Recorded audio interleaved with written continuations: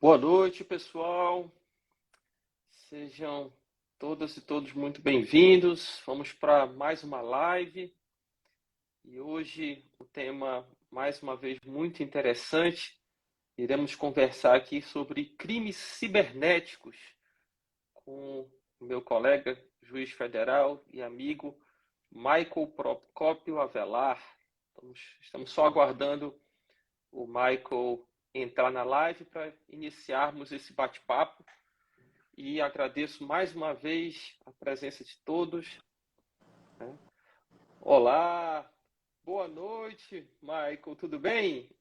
Boa noite, Márcio. É um prazer. Alguém com quem eu estudei aí durante anos e anos para concurso. Somos colegas de tribunal, mas ainda não conversamos, né? É um prazer estar aqui contigo. Opa, o prazer é meu, Michael. E eu fico muito feliz e honrado, né, de jovens juízes aí tão brilhantes, né, terem estudado pelo Dizer o Direito, de alguma forma o Dizer o Direito ter passado aí nessa trajetória de concurso, né?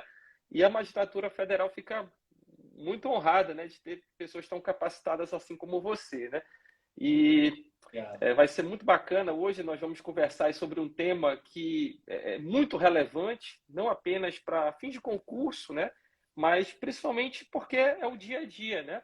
Hoje em dia, o direito digital, as questões relacionadas com informática estão aí no nosso dia a dia, já são mais do que uma realidade. Então, é importante também que a gente conheça, né, os aspectos penais relacionados com essa nova realidade com que a gente vive, né? Então, eu acho que todos nós vamos aprender bastante, vai ser muito útil aqui.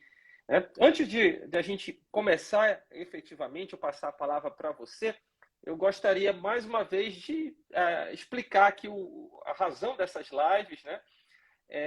No final do ano passado, nós lançamos uma coleção de manuais de doutrina, chamado Manuais da Coleção de Zero Direito, e selecionamos assim autores que têm uma visão do direito que consegue aliar tanto a parte científica, o rigor teórico, o rigor técnico, com a didática, né? O objetivo era trazer obras que sejam substancialmente corretas, cientificamente adequadas, mas ao mesmo tempo que sejam didáticas, que contribuam para o aprendizado, né, dos leitores, né? E aí você nos deu a honra de escrever aí sobre direito penal, né? Você que é o autor da obra sobre direito penal da nossa coleção. E devido à receptividade, né, muito boa da coleção, devido ao prestígio que os leitores nos deram, nós resolvemos fazer essa série de lives aí como uma forma de agradecimento, né, de a gente poder transmitir ainda mais algum conhecimento para as pessoas que estão nos assistindo. E aí nós não poderíamos deixar de contar com a sua presença. E aí, só apresentando o professor Michael Procópio, né, ele é mestrando em Direito Penal pela USP, né, também é especialista em Direito pela PUC, né, de Minas, também por uma universidade, né, lá da Itália, né, isso. Depois, se tiver um tempinho de conversar sobre essa experiência que ele teve também. Ele foi juiz de Direito em São Paulo e atualmente, né, nos dá a honra de ser juiz federal e também além das atividades acadêmicas, né? Ele é professor de pós-graduação, professor também de vários cursos preparatórios, né? Como, por exemplo, lá no Estratégia, e é autor, né, do Manual de Direito Penal da coleção Dizer o Direito. Então, é um prazer estar aqui com você, Michael, e eu queria que você se apresentasse aí, né, dissesse umas palavras para quem está nos assistindo. Meus caros, muito obrigado pelo carinho de quem está vendo. Já vi vários alunos aí me cumprimentando. Fico muito feliz quando me acompanham assim nesses eventos. Afinal de contas, esse evento não teria sentido se não fosse pelo público, por quem vem aqui conversar conosco. Márcio, muito obrigado pela gentileza de sempre. Fiquei muito feliz de integrar a coleção. Fiquei ansioso esperando a resposta quando a gente conversou e realmente estou muito feliz. Quase não chego hoje. A gente vai falar de crimes cibernéticos, né? As audiências eram cibernéticas também. Nós tivemos alguns problemas de conexão. Eu estava no fórum, só que havia algumas testemunhas fora do fórum e quase que elas não conseguem conectar, enfim, hoje foi difícil e meu carro ainda ficou na oficina. Mas consegui, e nós vamos falar sobre crimes cibernéticos, e a ideia hoje, pessoal, eu vi até o Cido aí nos prestigiando, que também fala sobre o tema, um abraço. A ideia hoje, pessoal, é nós falarmos sobre crimes cibernéticos, mas não de um ponto de vista eminentemente teórico, pensar aí, né, em questões muito distantes da nossa realidade. Não, o crime cibernético, infelizmente, é uma realidade. Toda hora tem um golpe de WhatsApp ou uma tentativa de golpe de WhatsApp perto de nós, com a nossa tia, com o nosso primo, com o nosso vizinho. E isso é muito comum, né? Tentam clonar nosso WhatsApp. E o nosso Código Penal já foi todo modificado para tentar se adaptar a essa realidade. Se foi ou não, eu vou deixar a critério dos senhores e das senhoras fazerem essa avaliação depois. Mas a nossa ideia, então, é uma conversa prática, né? Especialmente porque nós tivemos várias modificações legislativas e a minha ideia é focar nisso. É o que mudou no Código Penal por causa dessa nova realidade que está gerando um número aí de criminalidade, de recursos provindos dos crimes que estão superando o tráfico ilícito de entorpecentes, né, Márcio?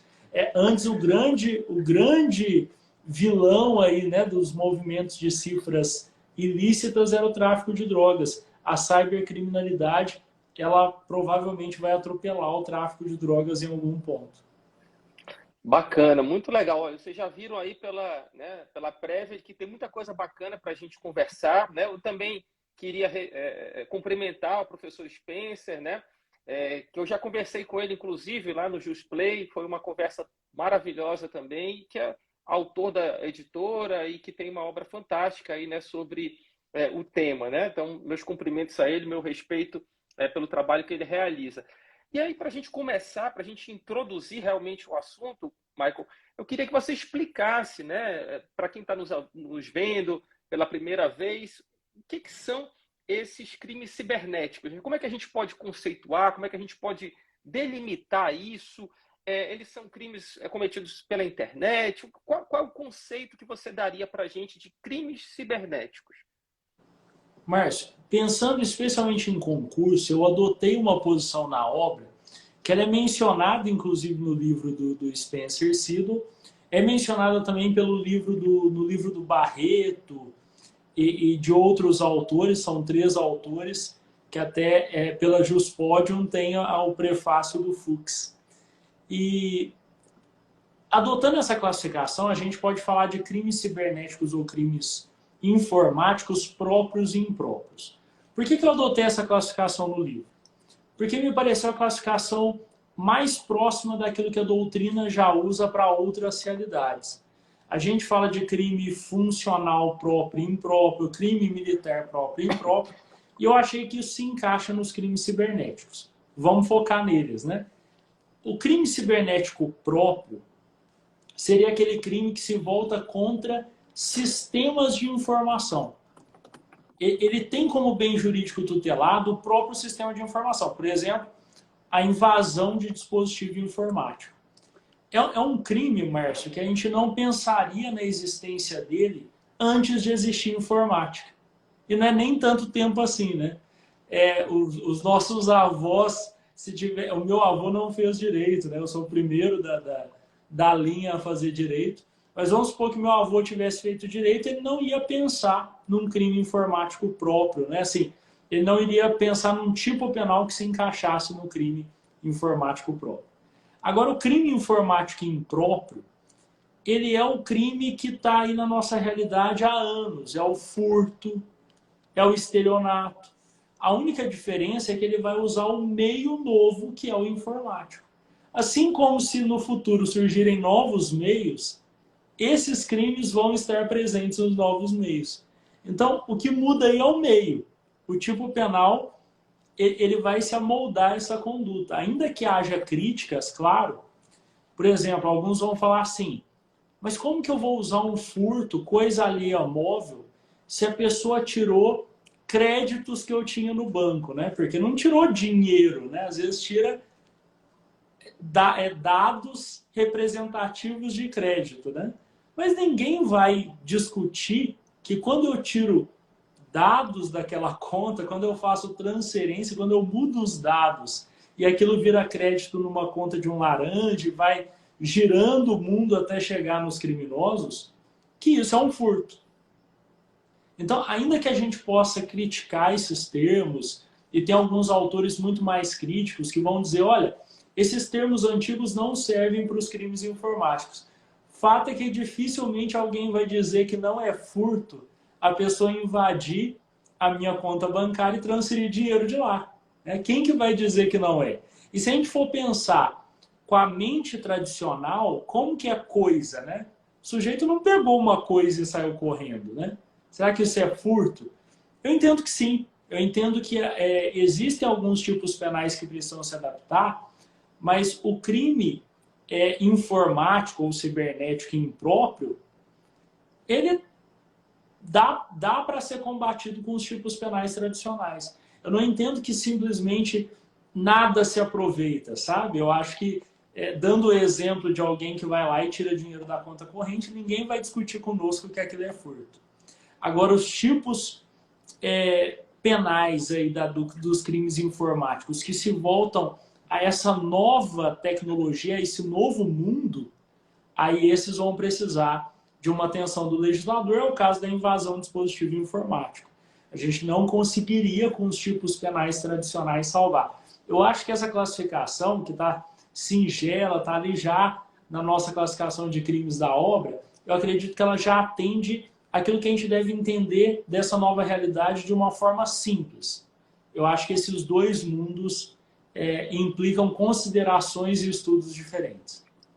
Perfeito, eu também concordo com você e a gente precisa avançar, precisa dar respostas para a sociedade. Nem sempre as alterações legislativas elas encontram a mesma rapidez com que as transformações sociais, né? Aliás, elas sempre vêm a reboque. Então, a gente precisa, ou com adaptações, mas se valendo dos instrumentos que a gente tem, dar respostas para essa nova criminalidade, né? Lembrando também, né, Michael, que a resolução do CNJ, ela expressamente exige, né, esse assunto.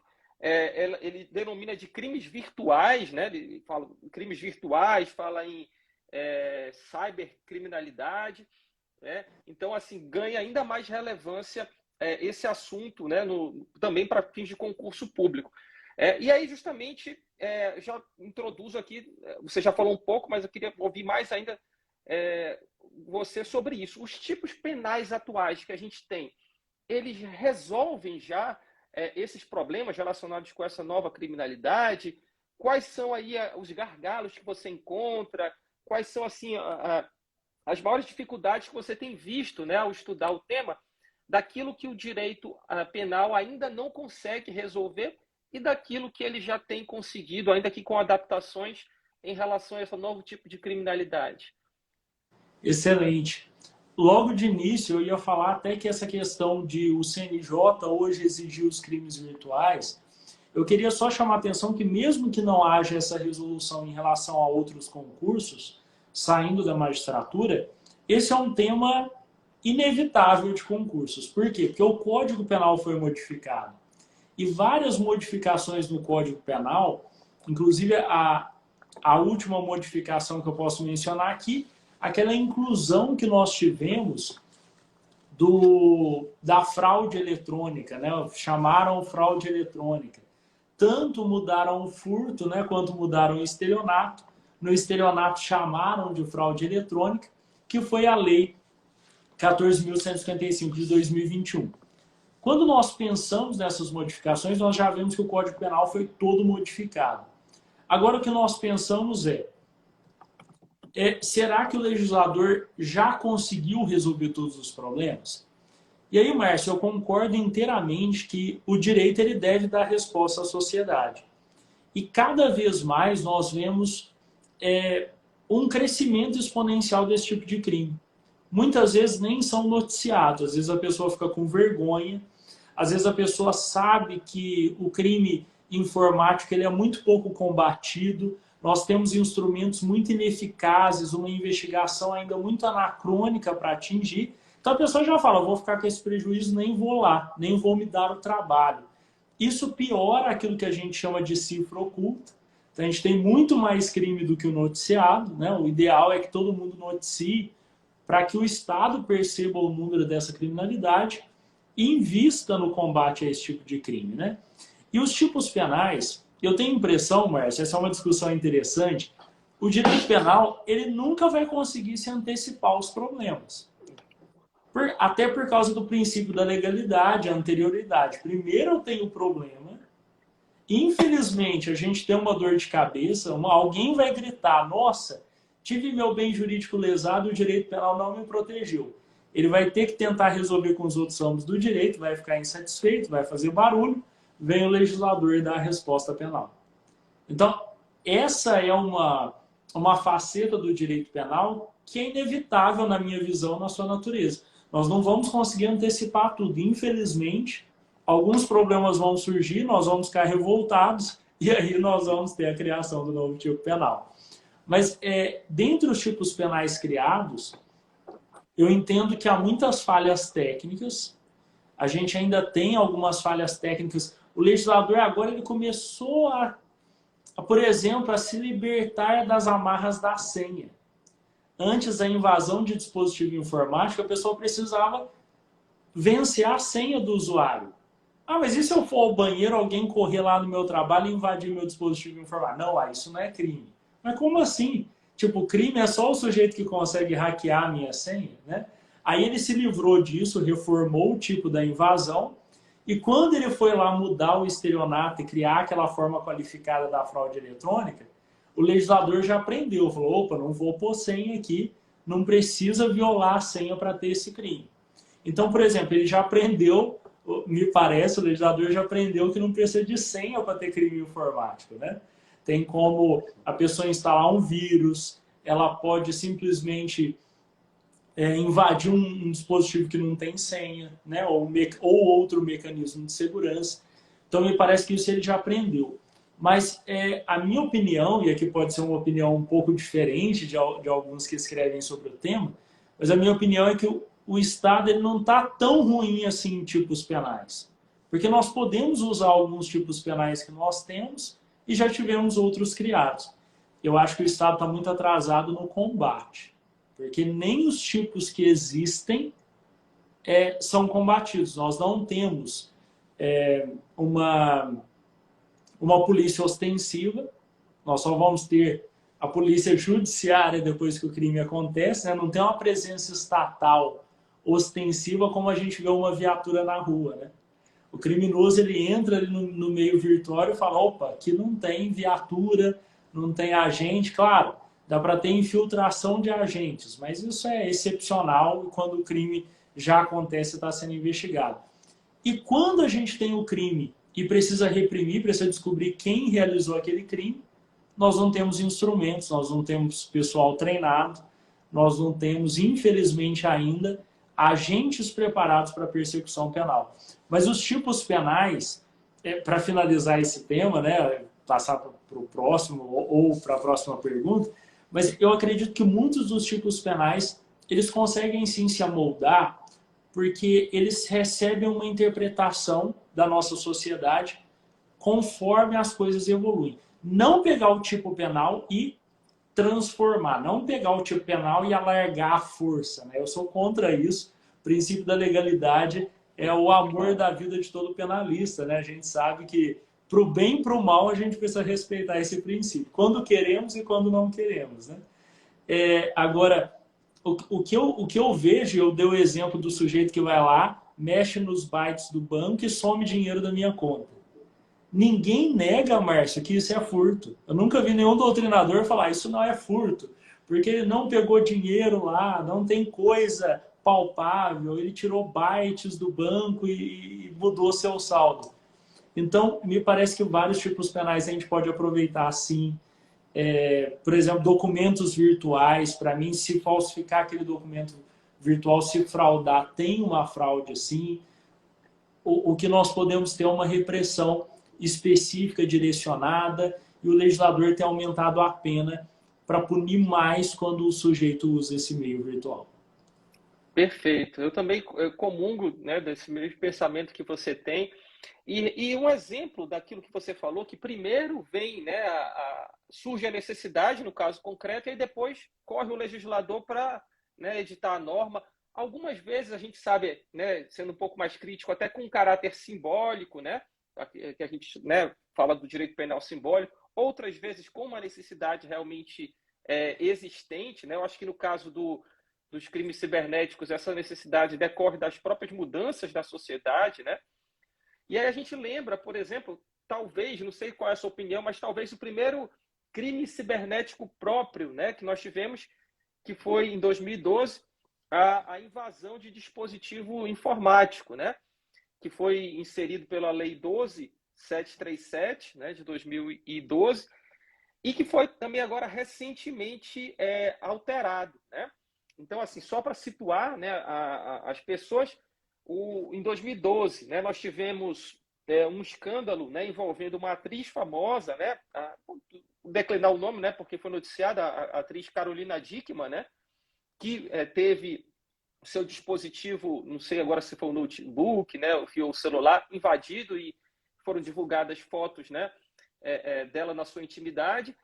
E aí veio o legislador e editou, né, um tipo específico, que é o artigo 154A, né, do Código Penal, tratando sobre a invasão de dispositivo informático. E aí esse dispositivo foi muito discutido, né, teve vários debates sobre ele, foi cobrado muitas vezes em prova, e agora, recentemente, ano passado, né, nós tivemos uma lei que alterou, né, em 2021, esse tipo penal. Eu queria que você comentasse um pouco sobre essas alterações aí, pela relevância, tanto para fins práticos, como para fins de prova de concurso aí.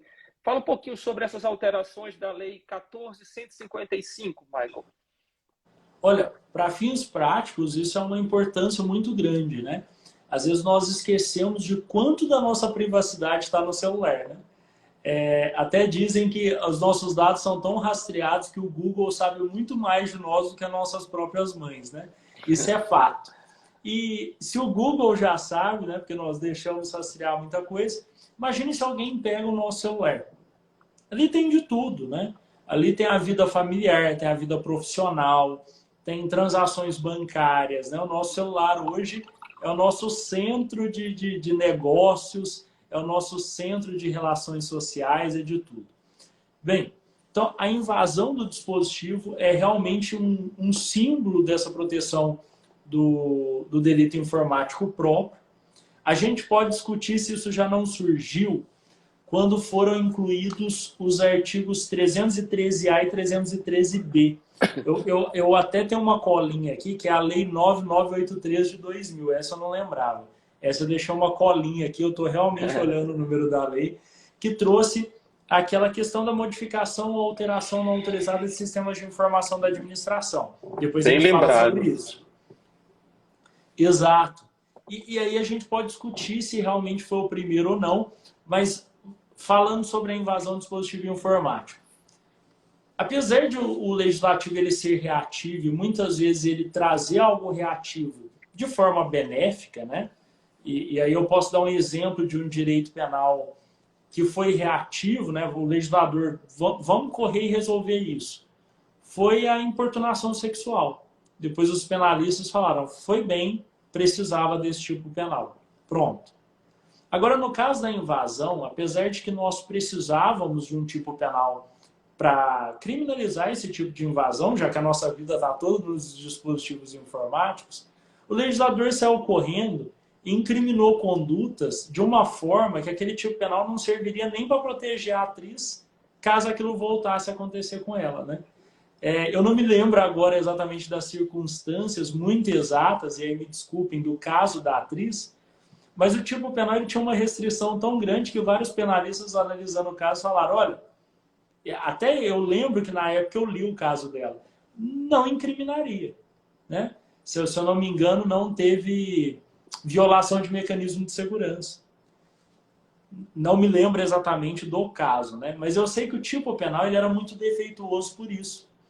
Ele era tão defeituoso, Márcio, que no final ele falava assim, ou instalar vulnerabilidades. O pessoal não sabia se era outra finalidade do agente ou se era outro núcleo do tipo, né?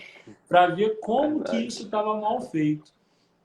E aí o tipo penal ele foi modificado em 2021. A primeira tendência de 2021 que o legislador trouxe aqui foi aumentar a pena, né?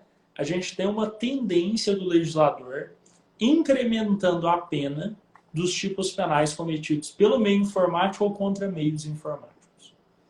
É contra os sistemas informáticos, contra os dados, né? E isso é interessante porque o legislador ele começa a ficar rígido com esse tipo de crime, porque ele está vendo que está crescendo a criminalidade. Não digo que isso seja bom nem ruim, eu só quero mecanismos de combate também, né? Porque isso é uma opção política, mas do ponto de vista que nosso, de quem põe a mão na massa, né?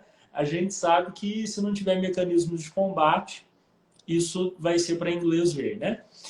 Então nós tivemos um aumento de pena, que isso é uma tendência nos crimes informáticos, o legislador tem sido muito rígido, e nós tivemos uma correção do problema. Hoje a gente sabe que instalar vulnerabilidades é uma finalidade do agente. Ele invade para instalar vulnerabilidades, não é a instalação em si que é o crime.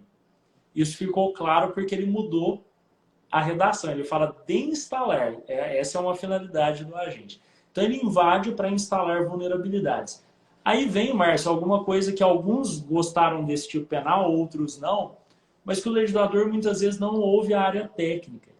Seja lá atrás, quando ele fez o tipo penal, e exigia que o sujeito violasse senha. Mas e se não violar a senha? E se a atriz estiver no banho, o sujeito entra no quarto dela, entra no computador, copia tudo, passa tudo para a nuvem. Isso é invasão do mesmo jeito, né? Eu não preciso violar um mecanismo de segurança para violar os direitos da pessoa à privacidade, né? Infelizmente, não. Muitas vezes está sem mecanismo de segurança. Aliás, podia ser até uma causa de aumento, né, de pena, né? A quebra do mecanismo de segurança, né?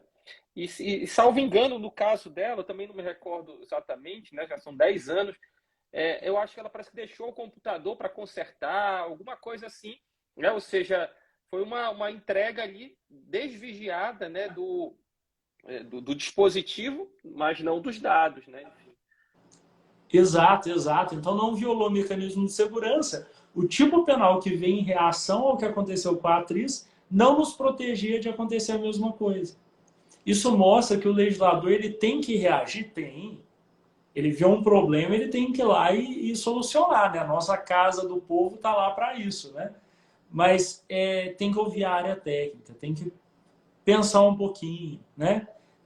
Um mês a mais, talvez, valesse a pena para vir um tipo penal mais pensado, sabe? Professor, mas precisa... Às vezes algum aluno fala, professor, mas precisava agir rápido, tudo. Não, tudo bem, mas aí sai um tipo penal que às vezes não protege nem o caso simbólico que queria proteger, né? Então, essa exigência de violação de mecanismo de segurança foi eliminada. Eu achei interessante essa eliminação, porque justamente o caso da atriz, eu acho que realmente foi isso. Boa lembrança, Márcio. Ela deixou para consertar, alguém foi lá e invadiu. Tem que ter crime também, né? E, além disso, antes falava invadir dispositivo informático alheio.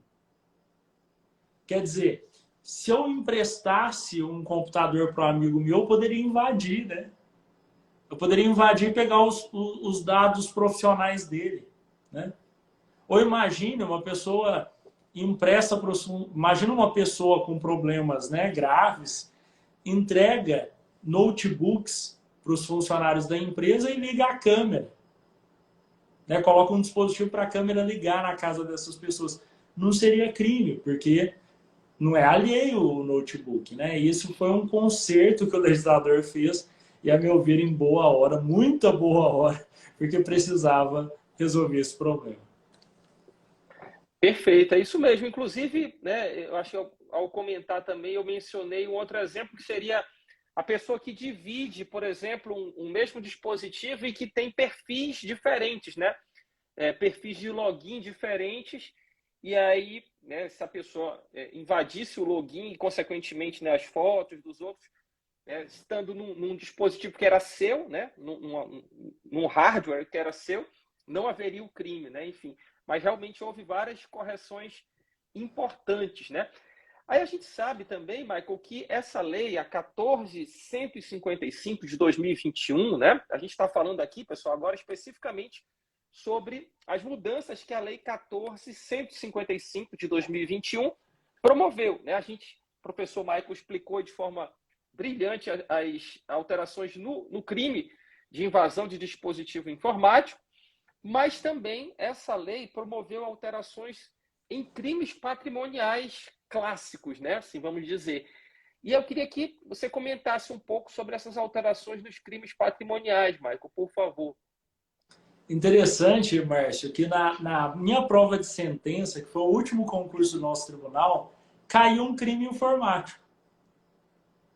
Era o sujeito que colocava um chupacabra em caixas eletrônicos, clonava os dados do cartão, ia até o sistema, né, do banco e subtraía aqueles valores. Só que na época não tinha nada de específico no furto. E já havia jurisprudência que era furto mediante fraude, e que, como as pessoas também puxavam dados bancários, prevaleceu na jurisprudência, apesar de ter havido controvérsia, que a questão da quebra do sigilo bancário, né, da lei complementar, esse seria um delito absorvido pelo furto mediante fraude. Então, esse furto mediante fraude, isso é bem interessante, até vem a reforçar aquilo que a gente estava conversando antes, ele se amoldava à lei penal da época. Furto mediante fraude, pronto. Esse foi o gabarito lá do nosso tribunal. E já era um crime muito comum naquela época. Olha, eu fiz a prova em 2016. Em 2016 já tinha formado divergência e a jurisprudência começava a pacificar que seria furto mediante fraude, essa subtração de valores em contas bancárias por meio da clonagem do cartão, né? Usava um chupacabra, que chupacabra é até um nome engraçado, né? Quando eu era criança eu morria de medo disso, mas tinha um sistema, né? Um dispositivo eletrônico colocado ali escondido no caixa eletrônico para puxar os dados do cartão da pessoa e conseguir clonar. Veio o legislador e falou, vou colocar isso na lei. O furto mediante fraude, quando a fraude for eletrônica. Isso é bem interessante porque ele faz uma especificação.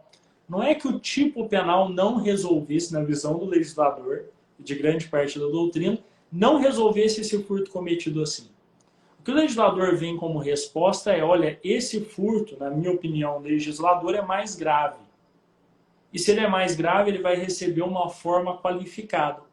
Então a pena passou a ser de reclusão de 4 a 8 anos, nesse caso que já era qualificado, mas agora tem uma qualificadora mais forte, simplesmente pela fraude, não ser aquela fraude, por exemplo, do sujeito que finge que é da vigilância sanitária, aproveita a distração, pega o colar da dona da casa e sai correndo. Agora essa fraude é eletrônica. É uma fraude que acontece, por exemplo, com clonagem de cartão. É uma fraude que deixa a pessoa subtrair, né? E agora nós podemos pensar em várias formas de subtração, o sujeito hackeia o sistema bancário, tudo isso, né, que engane o sistema bancário eletrônico é furto mediante fraude. Né? Até ajuda muito a gente a diferenciar do estelionato, porque o legislador e a jurisprudência se fixou assim, que quando se engana o sistema informático é furto mediante fraude e fraude eletrônica. Né? Então ele trouxe isso. E Márcio, sem me alongar muito no furto, que eu quero falar um pouquinho do estelionato, mas ele também parece que aprendeu aquela lição que nós estávamos conversando, que ele reformou no outro tipo penal. Ele já colocou com ou sem violação de mecanismo de segurança. Porque ele percebeu que se ele colocar só no caso de vencer a senha, ele ia deixar muitas situações pesadas de fora, né? Ele ia deixar muita coisa importante de fora da proteção. Então ele trouxe isso. E ele traz, olha, pode ter a utilização ou não de programa malicioso. O vírus, né? O famoso vírus que pode entrar no seu computador. Eu vi até alguém participando aí falando de backdoor, né?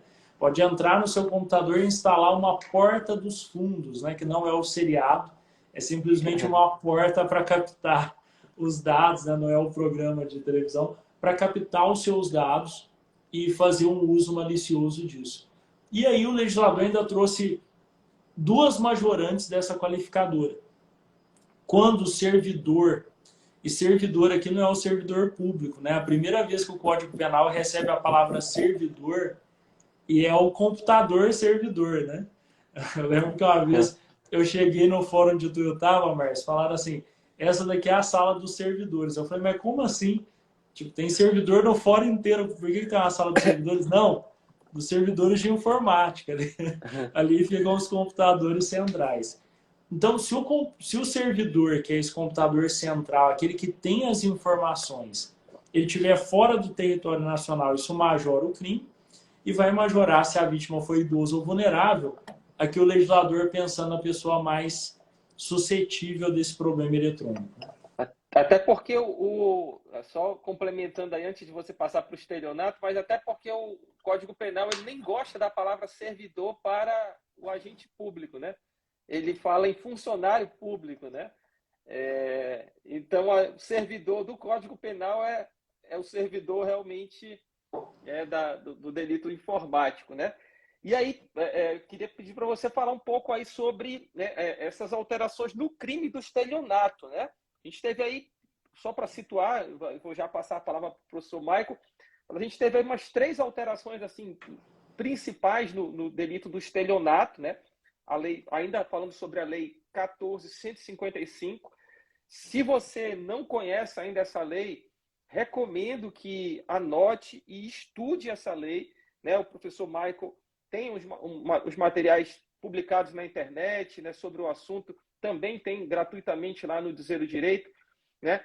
E aí a gente tem, no caso do estelionato, a qualificadora, né, que foi inserida, a causa de aumento de pena e a mudança na redação também do parágrafo, da pena do parágrafo, do causa de aumento de pena do parágrafo 4º, né, do artigo 171, né, professor Michael? Explica para a gente um pouquinho daquilo que mudou no estelionato.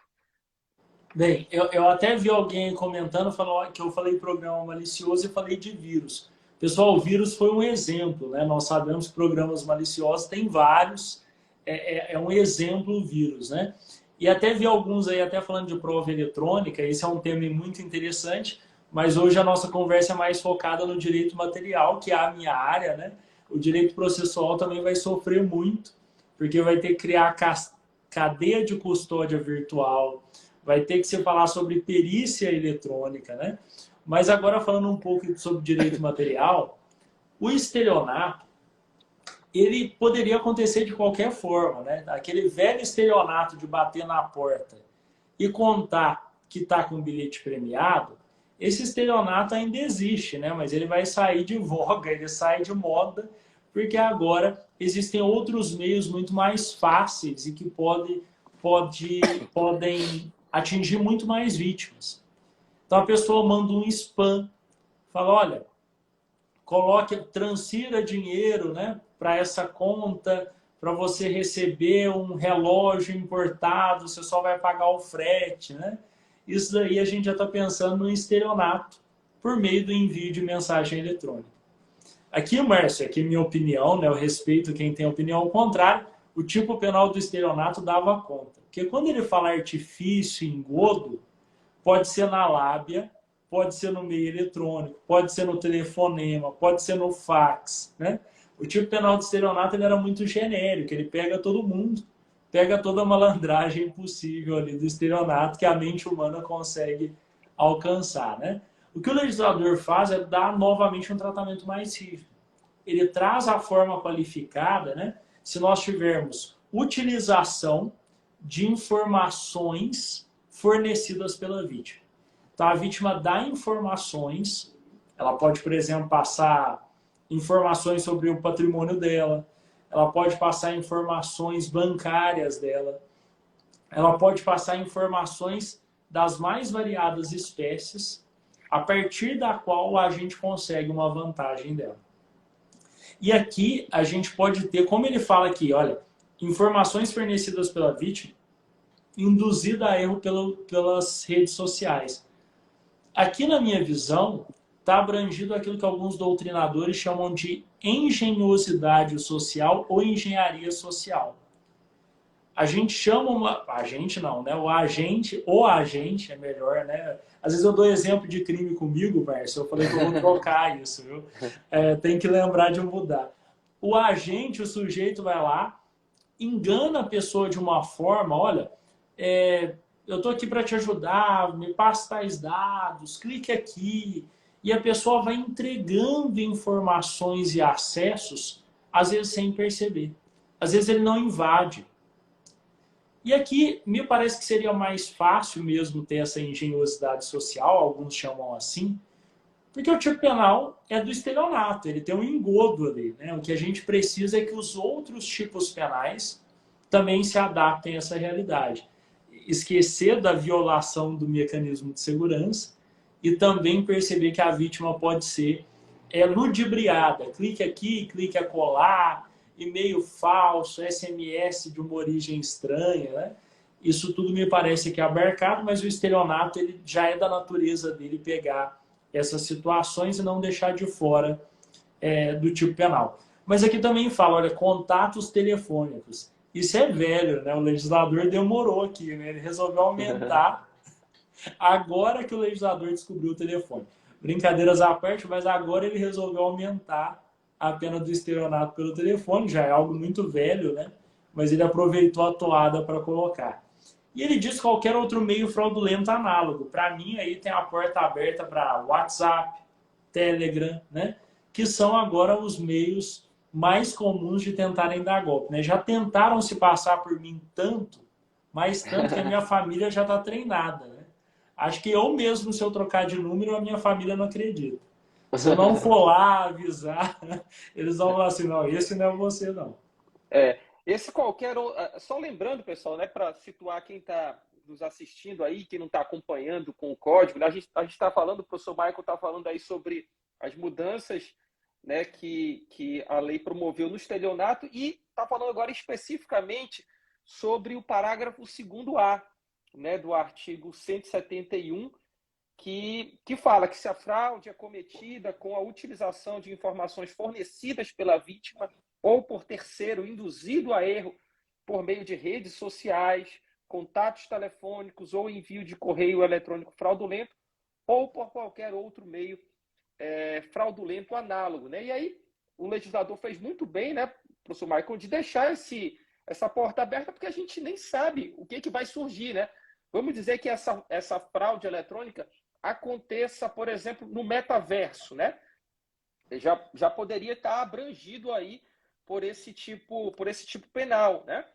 E aí eu queria que você comentasse aí uma questão que provavelmente vai ser cobrada em prova, né? E que é importante também para o aplicador do direito, né?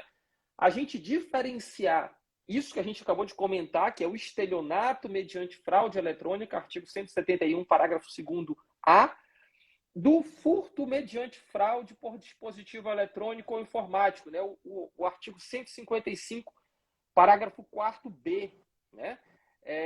Então, assim, provavelmente o examinador vai, em algum momento, querer confundir, né, os nossos ouvintes aí, os nossos espectadores sobre isso, né? E aí existem aquelas distinções clássicas entre o estelionato mediante fraude, né, e o furto mediante fraude, né? Professor, gostaria de comentar um pouco sobre isso aí, já preparar os nossos espectadores para essa pegadinha? Claro, claro. Olha, eu vou aproveitar o gancho para lembrar, né, que esse outro meio fraudulento análogo nós chamamos em direito penal de interpretação analógica. Isso também pode cair na sua prova, diferenciando da analogia. A analogia não serve para incriminar. Mas a interpretação analógica, o próprio legislador colocou. Se o próprio legislador pôs, isso é considerado válido, porque a gente vai usar os meios anteriores como parâmetro. Então, o que é um meio análogo ao uso de redes sociais e contatos telefônicos? Para mim, o WhatsApp está na cara aí. O WhatsApp está bem encaixado. E o metaverso, né? O professor Márcio está mais avançado que eu aí na tecnologia, já criou um avatar lá do Dizer o Direito, já está dizendo o direito no metaverso, explicando a jurisprudência lá. Então, se a gente pensar no metaverso, se a pessoa for ludibriada no metaverso e transfere moedas virtuais bem cotadas no mercado para o outro avatar, e isso gera um prejuízo real para o sujeito. Nós estamos falando aí de um estelionato do parágrafo 2º-A que trouxe esse nome de fraude eletrônica. Agora, a diferença entre o estelionato e o furto mediante fraude é um dos temas mais debatidos, né?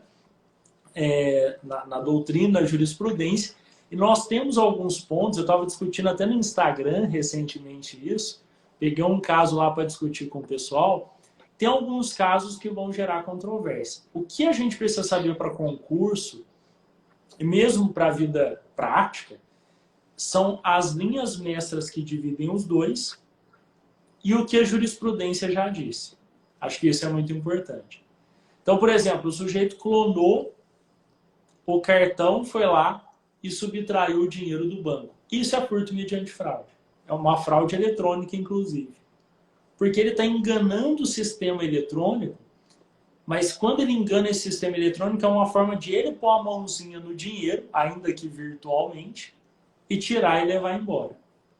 Seria a mesma coisa de eu fingir que eu estou indo dar manutenção no ar-condicionado de uma loja, a pessoa me recebe, acredita em mim, quando ela vira as costas, eu saio correndo com o ar-condicionado nas costas. O que é isso? É furto mediante fraude, porque a fraude foi usada não para a vítima entregar a vantagem entendendo que eu faço jus a ela, ou entendendo que teve uma contraprestação. Não, a fraude ela usa para despistar e o sujeito vai lá e passa a mão na coisa alheia móvel e sai correndo com ela, né?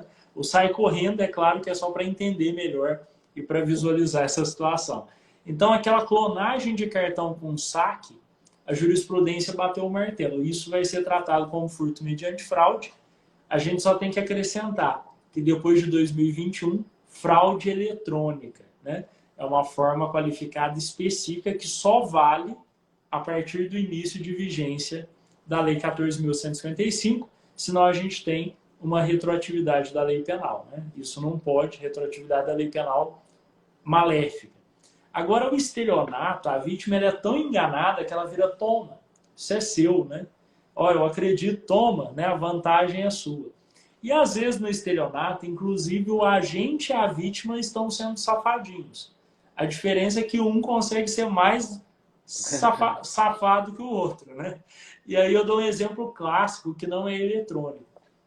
O sujeito chega para a vítima e fala assim, olha, eu ganhei na Mega Sena, mas naqueles prêmios menores, né? Eu ganhei, sei lá, 200 mil reais. Só que eu devo dinheiro na Caixa demais. Se eu resgatar o prêmio, a Caixa já bloqueia, né? Porque eu devo até as calças para a Caixa Econômica. Aí ele fala, então vamos fazer um negócio, eu vendo esse bilhete por 10 mil. Olhem que a vítima, nesse caso, ela não é tão inocente assim. Ela está ajudando a passar a perna na Caixa. Não estou falando que todo caso é assim. Eu estou falando que o estelionato também pode ter uma vítima de má-fé. E aí ela fala, tudo bem, vamos passar a perna na Caixa. Só que, na verdade, é ela que é enganada porque o bilhete não é premiado coisa nenhuma. Ela simplesmente comprou um papel sem valor nenhum. Então, isso é estelionato, né? E na forma eletrônica, já deram um exemplo até no bate-papo. Ah, você ganhou um prêmio, ganhou um sorteio, manda o dinheiro do frete. A pessoa ela não está sendo dispersa, ela não está sendo, vamos dizer assim, distraída para o sujeito ir lá e passar a mão.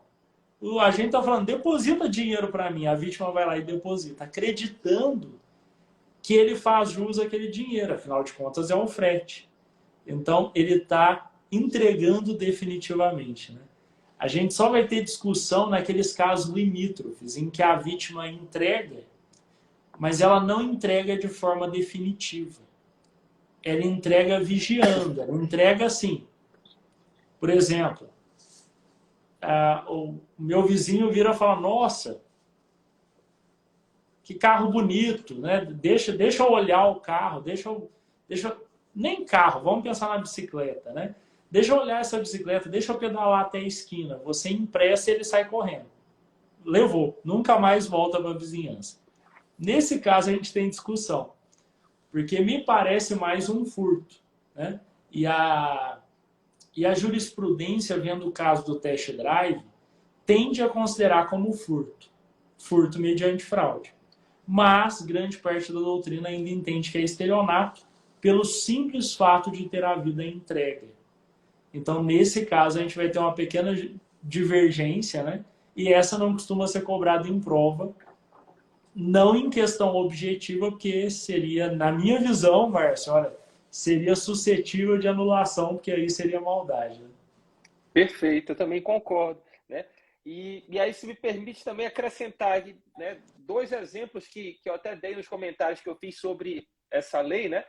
No furto mediante fraude de dispositivo eletrônico, você tem aquele típico caso que você vai, por exemplo, leva o seu notebook, o seu celular, numa rede aberta, né? Numa rede de Wi-Fi aberta. Aí você acessa ali e você tem ali um programa malicioso que vai lá, consegue invadir o seu dispositivo e captura ali os seus dados bancários e faz um furto, né, dos seus dados bancários. Aí seria um outro exemplo também de furto mediante fraude por dispositivo eletrônico. Né?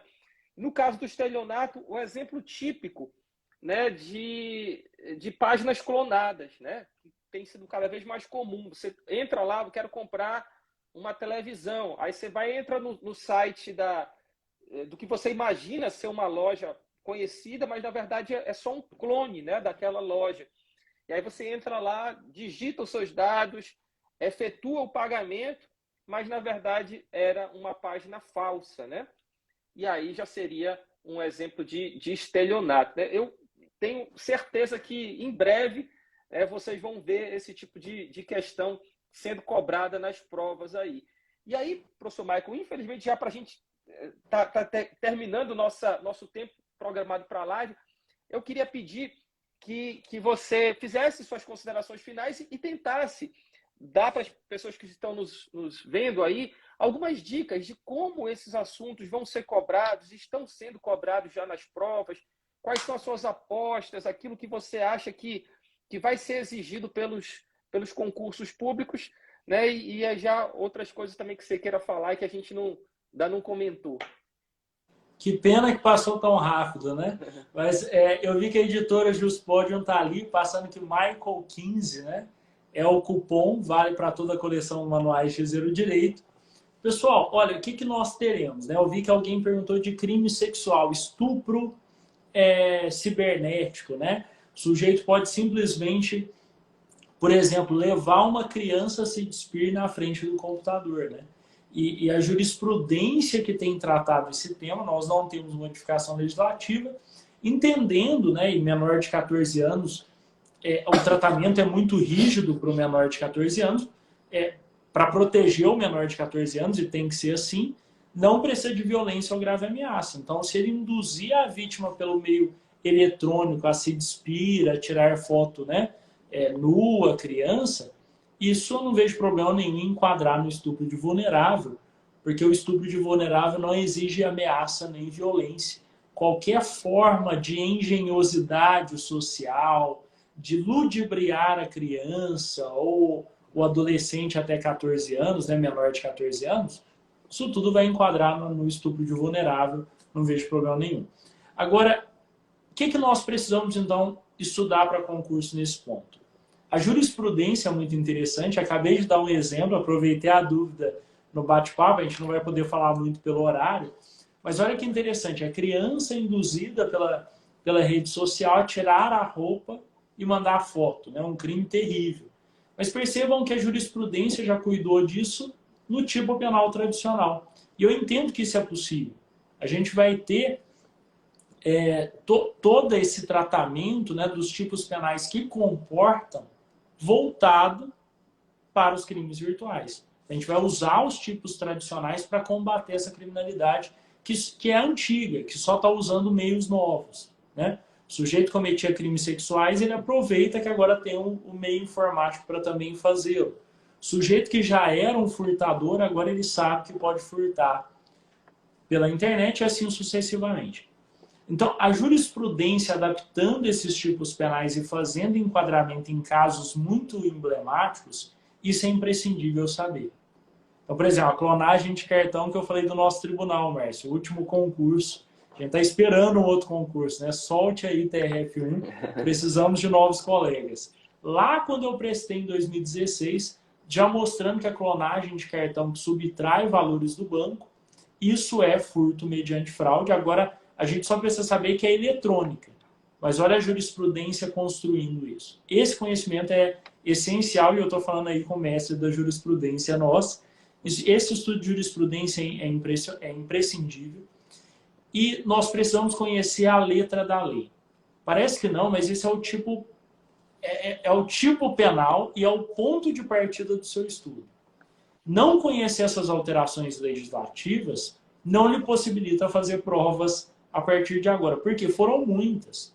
A invasão do dispositivo informático, né, foi um tipo todo modificado e que o tipo novo vai ser cobrado. Além disso, as escorregadas do legislador que a gente consegue perceber, elas são cobradas. O 313A, ele foi inserido, Márcio, ele exige que o sujeito que coloca o dado errado no sistema de informação, ou vai lá e apaga uma dívida ativa, ele tem que ser um funcionário autorizado. O legislador comeu bola, por quê? Se eu vejo o funcionário autorizado ir no banheiro, opa, a senha está livre, né? Estou eu me colocando no exemplo de novo. Vou lá e mudo o sistema, é crime do mesmo jeito, ou deveria ser, mas o tipo penal esqueceu. Exige que o funcionário autorizado esteja mancomunado para que haja o tipo. Então, conhecer a letra de lei, conhecer os comentários doutrinários sobre essas falhas legislativas, isso é essencial. Esses tipos novos, vamos chamar assim, ou tipos antigos com formas qualificadas informáticas, isso vai ser muito cobrado, esse é um conhecimento imprescindível. E aí já deu o exemplo, na minha prova de sentença já caiu um crime informático e ela aconteceu em 2016. Além disso, pessoal, e isso a gente procurou fazer no meu manual, né, com a coordenação do Márcio, alinhar isso tudo, olhar para um tipo penal e saber, esse tipo penal ele comporta um crime cibernético ou ele já é de crime cibernético? O que a jurisprudência diz? O que a doutrina diz que esse tipo penal falhou, né? O tipo penal da invasão ainda fala em instalar vulnerabilidades. No plural. Se o sujeito instalar só uma, não é crime?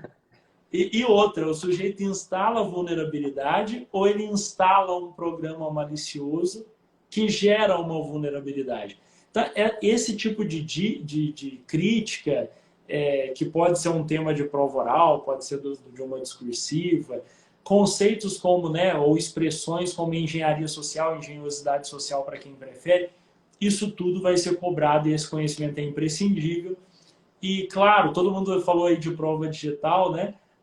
A gente falou mais do aspecto material do direito penal, mas o direito processual, me parece que ele vai sofrer muito mais, Márcio, com uma necessidade de adaptação, porque ele sim vai precisar criar novos mecanismos para proteger a cadeia de custódia eletrônica, para tratar desses temas de como preservar aquela prova digital, e isso vai ser um desafio muito grande. Aqui do direito penal, eu entendo que o direito penal ele consegue lidar com as piores violações, mesmo com os tipos defeituosos como estão, a gente consegue interpretar de uma forma evolutiva.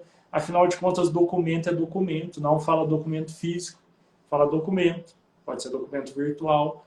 Coisa alheia móvel é o carro na garagem, é o dinheiro virtual no banco. Eu estou dizendo virtual em que sentido? No sentido do dinheiro que não é palpável, né? Nós temos crédito no banco, né? Imagine aí um jogador de futebol que tem 2 milhões todo mês depositado na conta, ou na semana, né? Ele nunca viu aquilo palpável, né? Ele tem um crédito contra o banco, mas se alguém pegar aquilo, a gente com certeza vai ter o direito penal tutelando. Márcio, eu falo muito, né? Mas eu acho que agora Ainda essas são as bem. considerações finais e quero agradecer muito a oportunidade de falar contigo. Foi um prazer conhecê-lo. Espero que a gente ainda se encontre, né, pessoalmente, agora que a pandemia arrefeceu. E é uma honra compor essa coleção e falar contigo aqui sobre crimes cibernéticos. A honra foi minha, professor Michael. Foi um prazer. Primeiro, um prazer tê-lo na coleção, desde que a gente começou a conversar sobre o livro, né, que você mandou os primeiros capítulos, né? Eu percebi o cuidado e o seu diferencial como autor, como professor, né? O livro ficou excelente, tá, pessoal? Se você não conhece o livro ainda, ele está disponível lá na editora Juspódio. Tem umas páginas de amostra, ou então converse com alguém que já adquiriu e vocês podem ter certeza que a obra ficou fantástica, ficou na medida certa, com uma didática incrível, né? Então, meus parabéns, né, aqui publicamente pela obra-prima que você fez, né? As pessoas que estão nos assistindo aí têm um cupom de desconto que a editora forneceu, né? O cupom de desconto é Michael15, né? Está aí, ó, fixado, né, como uma mensagem fixada na tela, e aí você tem 15 reais, né, você tem 15 reais de desconto, né, nessa obra ou em qualquer obra da coleção Manuais de Zero Direito. Foi um papo maravilhoso, eu espero que a gente possa voltar a conversar, né, sobre outras mudanças, marcar uma outra oportunidade, porque eu acredito que as pessoas ainda têm muitas dúvidas, eu também quero aprender muito com você. E foi um prazer para todos vocês que nos deram aí a honra dessa audiência, né, de estarem nos assistindo. Semana que vem, terça-feira que vem, eu vou conversar com o Renério sobre a lei de improbidade, né, aguardo vocês lá. E essa live vai ficar salva, né, disponível no Instagram da Editora Juspódio. Aqueles que chegaram atrasados ou que por algum motivo, algum amigo que não pôde assistir, vocês podem dizer que vai ficar salva lá disponível. Mais uma vez, obrigado, Michael. Bom descanso para você que chegou agora do trabalho, né? Um abraço para todos, uma boa noite, até a próxima. Um abraço, meu professor.